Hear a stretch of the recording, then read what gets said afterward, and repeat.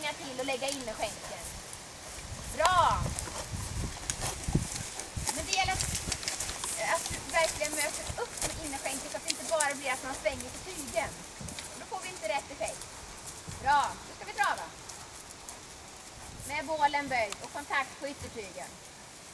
Ja, och eftergift för innerskänken. I lite sidvärt som det behövs. Super!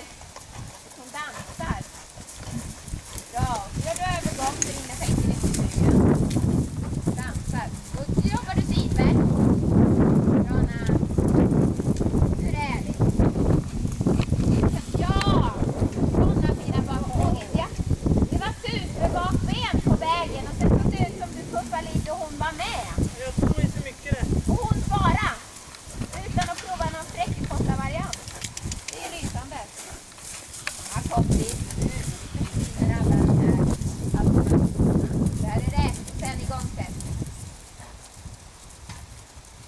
Så rida innerskänken till yttertygen.